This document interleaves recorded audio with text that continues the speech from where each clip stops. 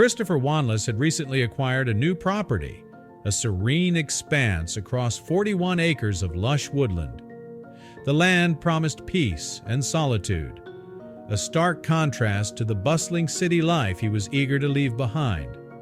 Excited to explore his new haven, Christopher spent his days wandering through the dense forest, captivated by the melodies of the birds and the gentle rustling of leaves. One day, as he ventured deeper into the woods, he stumbled upon a mysterious portal. It was a tunnel, partially obscured by thick moss and dense foliage, whispering secrets of the past. Despite warnings from a realtor and a local policeman about the potential dangers lurking within, Christopher was irresistibly drawn to it. His curiosity sparked, he felt it was fate's design for him to explore the property and its picturesque surroundings. But before we start our story, smash the like button, make sure to subscribe and hit the notifications bell so you won't miss any new stories. An inexplicable urge compelled him to step inside the mysterious place, shrouded in secrets waiting to be unveiled. The entrance was covered in thick moss, obscuring any glimpse of what lay beyond. Intrigued, he decided to return home to fetch a flashlight. The anticipation of uncovering the mine's secrets ignited excitement within him. Returning to the entrance with the flashlight, his heart raced with curiosity and thrill. When he decided to go inside, he did not realize the gravity of his choice. The beam of light cut through the darkness as he cautiously stepped forward. Each step echoed through the eerie silence, his heart pounding in his chest. As Christopher ventured deeper into the tunnel, he noticed glimmers of light reflecting off metallic objects embedded in the walls. The air grew colder, sending shivers down his spine, but his curiosity drove him to press on, eager to unravel the mystery that lay ahead. Despite the risks, he pressed on, drawn deeper into the unknown, ready to uncover the secrets hidden within. He made his way towards the walls and brushed the stones that were sparkling at the wall. What if this was gold? He asked himself, his imagination sparked by the glimmering stones. Excitement mingled with apprehension as he contemplated the mysteries that lay ahead. Anticipation filled the air as he prepared to unravel the enigma before him. It might have been warm outside, but the mine felt cold and damp within. The deep footprints he left behind in the moist soil indicated its wetness, hinting at an internal water source. This discovery raised a red flag in his mind. The presence of water puddles in such an environment could signify a potential gas leak, a hazardous situation to be cautious of. As he pondered the implications, a sense of urgency crept in. Navigating the mine's dark tunnels, he remained alert, knowing that any misstep could lead to peril in the underground labyrinth of uncertainty. He pointed the flashlight ahead of him and right at the end of the tunnel. However, he still could not see where it ends. Christopher got a strong feeling that he was not alone down there, but he had no idea who else could possibly be in there.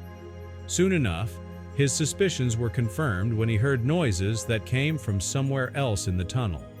He let his curiosity get the better of him as he tried to figure out where the noises were coming from. He did not know just how wrong his judgment was. He continued his journey deeper and deeper into the mine, the eerie silence unsettling him. Christopher's search for signs of life yielded nothing. No sounds, no footprints, just an unsettling void. Clutching his flashlight tightly, it seemed like his lifeline in the darkness, a beacon of hope amid the unknown. The faint noises persisted, growing louder, resembling the distant hum of ancient machinery. Each step echoed in the stillness, amplifying the sense of isolation. Despite the encroaching unease, curiosity and determination kept him moving forward, drawn by the mystery lurking within the depths of the abandoned mine's tunnels. He would soon start to hear voices as well. The words were not clear enough for Christopher to discern their meaning, but this newfound sensation emboldened him to call out, "Who's there?" Yet no reply reached his ears, except for the echo of his own voice reverberating through the empty space. Nevertheless, undeterred by the silence, he remained resolute and unwavering in his quest to uncover the source of the mysterious voices that seemed to linger just beyond his grasp. Shrouded in the enigmatic veil of the unknown, fueling his curiosity and courage to press onward into the unknown depths. All of a sudden, he found himself wading through a mixture of water and mud, each step causing his legs to sink deeper into the slosh. Amidst this murky scene, he stumbled upon a worn-out yellow ventilation unit, a relic of its former self. Above him, rusty chains dangled precariously from the ceiling, hinting at a neglected past. The dampness in the air clung to his skin, the scent of decay filling his nostrils. Despite the desolation surrounding him, a glimmer of determination sparked within him. With cautious steps, he pressed on, unsure of what lay ahead in this eerie environment. All of a sudden, Christopher could feel a terrifying energy around him. He could tell that he was not alone down there. There was also a strong feeling that overtook him, telling him that he should not be there. He, however, ignored all of this and kept walking down to follow the path of the water. He felt convinced that it was going to lead him to whatever or whoever was making all the noise. Could someone have been living there all this time? Christopher managed to locate the switch in the dark, but flipping it on and off didn't stop the strange occurrences. He felt a sudden breeze and noticed the temperature dropping rapidly, becoming so cold he could see his breath. Realizing he couldn't stay in the dark all night, he grabbed a flashlight and checked the circuit box. Despite his efforts, he couldn't identify the problem, but the power eventually returned. Convincing himself it was just faulty wiring, he went upstairs to get a glass of water. Suddenly, the doorbell rang, startling him. At the door was Mr. Rudall, sent by the real estate agency after a phone call, wanting to investigate what Christopher had discovered on the property. Christopher led him through the woods to the mine, warning him to be cautious. The sky was dark, suggesting an impending storm.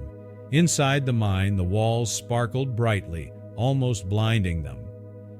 Mr. Rudall examined the walls closely and confirmed they were in a gold mine. The gold was untouched, and the miners had abandoned the site without finishing their work, which puzzled them both. Mr. Rudall was aware of rumors about abandoned gold mines, but had never been inside one. Christopher, intrigued by the mine's history, decided to explore further, hoping to find gold or uncover the mine's secrets. Armed with a flashlight and extra batteries, he ventured deeper into the mine.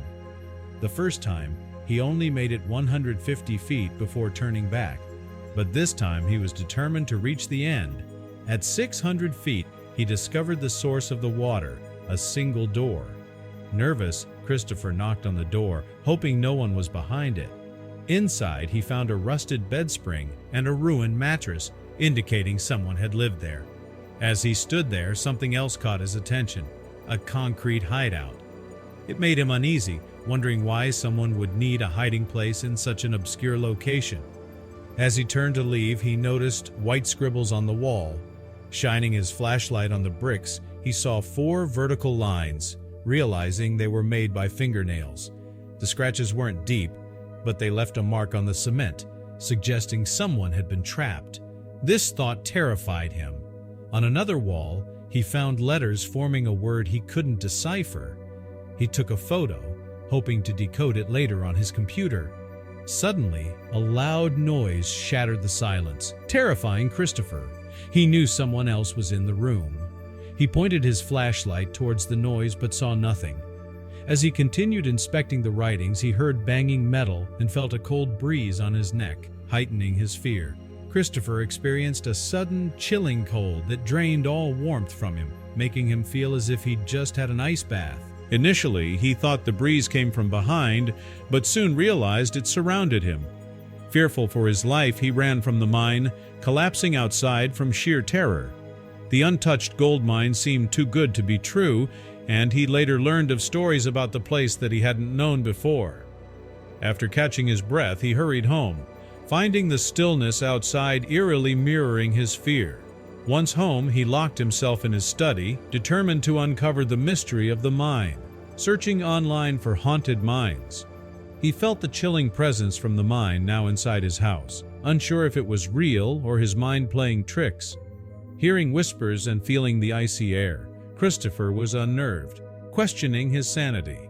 The search results suggested facing the paranormal activity to rid himself of it. Just then, a series of knocks startled him. Swallowing his fear, he called out and cautiously opened the door. In the kitchen, he heard a whirring noise from his camera, which was inexplicably on despite being turned off.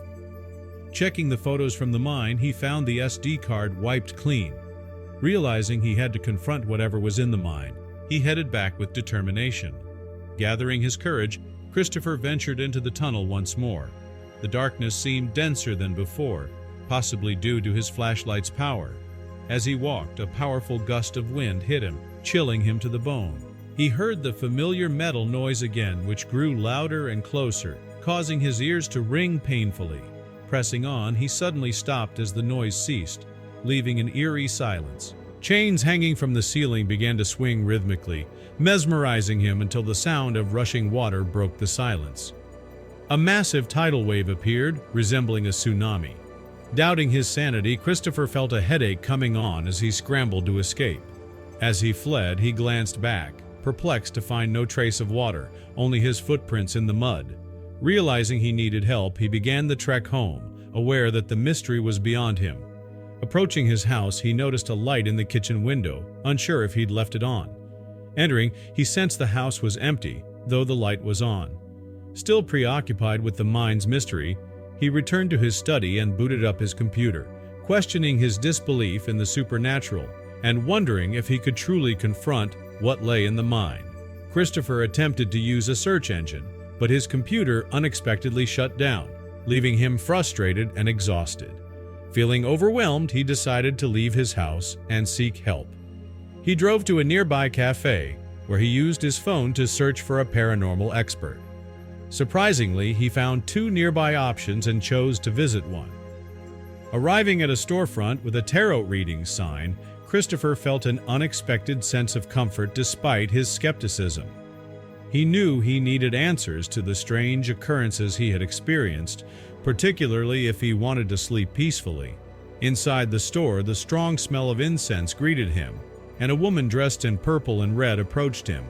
She extended her hand and began chanting a familiar tune, the same chant he had heard in the mine, though now it sounded more melodic. Realizing this, Christopher hurriedly left and drove to his mother's house.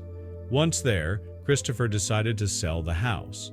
He never contacted the developers responsible for the property.